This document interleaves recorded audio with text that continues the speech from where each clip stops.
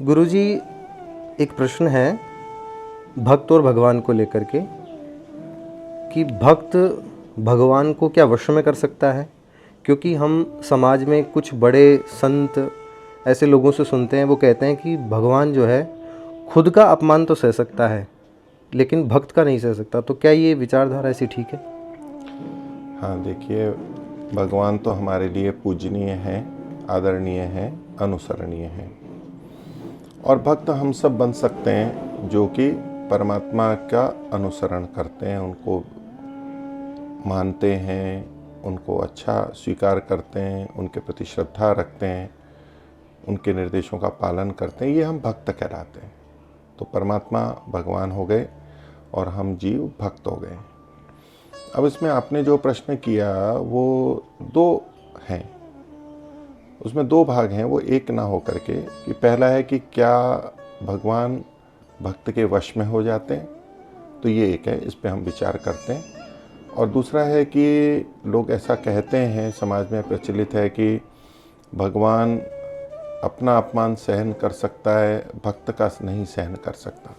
तो ये एक अलग विषय है कि उससे भगवान भक्त के वश में हो जाते हैं, ऐसा नहीं है इन दोनों उदाहरणों में।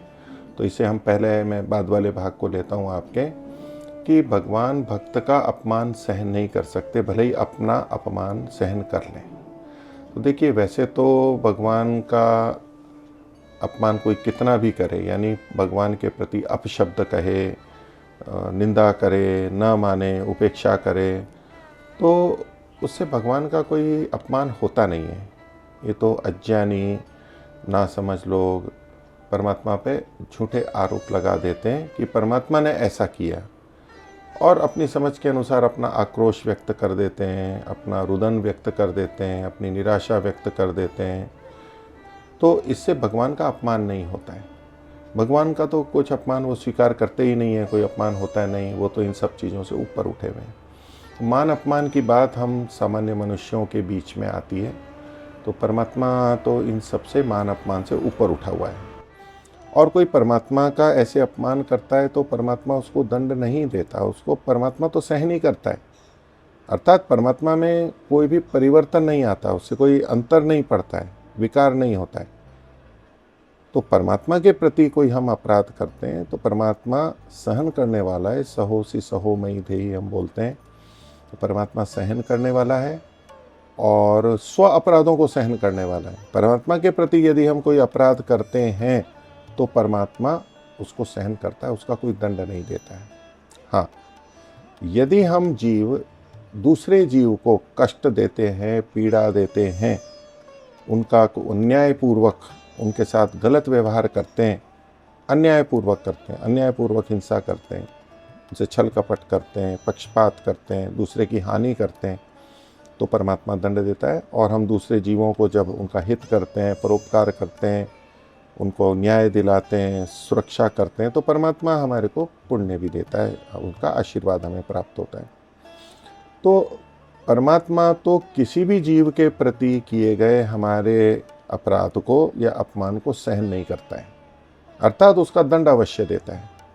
परमात्मा के प्रति कोई अपराध हो, अपमान हो तो सहन करता है, उसका स्वभाव ही ऐसा है। तो अन्य जीव, वो चाहे ईश्वर के भक्त हों या भक्त ना हों, परमात्मा के लिए सभी जीव उसके पुत्र हैं, उसकी संतान हैं।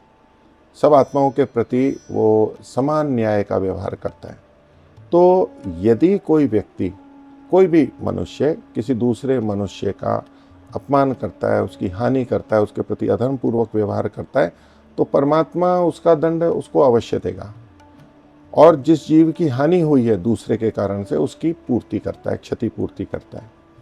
तो इस दृष्टि से हम देखेंगे तो आप मोटे तौर पे कह सकते हैं कि परमात्मा अपने भक्तों का, यानी अच्छे व्यक्तियों का, और जो भी व्यक्ति है, कोई सामान्य व्यक्ति भी है और कोई यदि कोई अपराधी भी है, यदि उसके प्रति भी कोई अपराध करता है, उसके साथ भी अन्याय करता है, तो परमात्मा तो उसके लिए भी उसकी रक्षा करेगा, उसकी क्षतिपूर्ति करेगा, और जिसने गलत व्यवहार किया है उसको दंड देगा।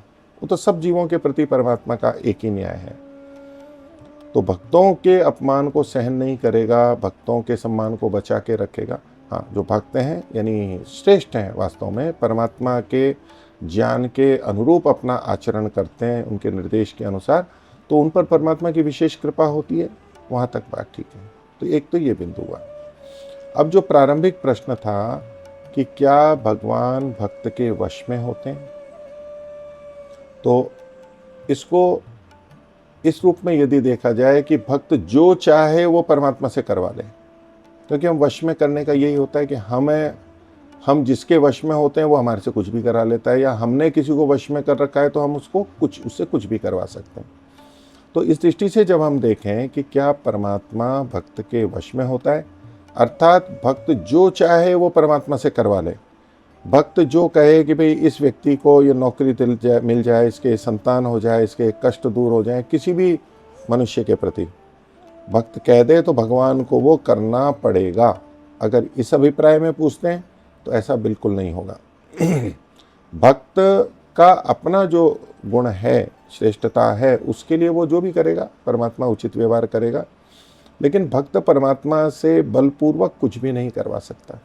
परमात्मा के अपने नियम है, व्यवस्था है, न्याय व्यवस्था है, उसके अनुसार जिसके लिए जो उचित होगा वो करवाएगा। और कोई भक्त अपनी कुछ भी इच्छा को परमात्मा से मनवाना चाहे तो भगवान नहीं पूरा करेगा, क्योंकि परमात्मा कभी भी मनमाने ढंग से काम नहीं करता, वो न्यायपूर्वक कर्मानुसार ही व्यवहार करता है। तो परमात्मा कभी भी भक्त के वश में नहीं होता, अर्थात भक्त मनमाना कुछ भी करवा ले भगवान से, ऐसा नहीं होता। भगवान भक्त की सेवा करेगा, भगवान भक्त के कार्यों को पूरा करेगा, भक्त कुछ भी ना करे तो उसके लिए भोजन की व्यवस्था करेगा, ऐसे परमात्मा कुछ नहीं करेगा। परमात्मा ने जो व्यवस्थाएं जीवों के लिए कर रखी है, भोजन आदि की इस दृष्टि बना के, वो तो सबके लिए कर ही रखी है। और विभिन्न शरीर आदि दे के जो रक्षा करता है, वो जैसे जैसे जितना धार्मिक और अच्छा व्यक्ति होता है उसके लिए उतना अधिक मिलता है, वो उसके कर्मों के अनुसार होता है। तो परमात्मा की ऐसे कोई भक्त के लिए बात नहीं होती है। परमात्मा अपने नियम में है, स्वयं है, एको वशी सर्वभूतांतरात्मा, वो एक ही वश में रखने वाला है, वो ही एक सबको वश में रखता है। उपनिषद के हमारे वचन है। और सब भूतों के अंदर रहता है, और अंदर रह करके वो सबका नियमन करता है, अंतर्यामी है, अंदर रह करके सबका नियमन करता है। तो जहाँ उसको नियमन करना है सबको नियमन करता है, व्यवस्था करता है। हाँ, भक्त परमात्मा के अनुकूल होता है तो परमात्मा का आशीर्वाद उसको मिलता है, वो उसकी योग्यता के अनुसार, कर्मों के अनुसार वो किसी को भी मिलेगा, वो परमात्मा की न्याय व्यवस्था है। लेकिन इसका ये अभिप्राय नहीं लेना चाहिए कि भगवान भक्त के वश में हो जाता है और कोई कुछ भी करवा ले।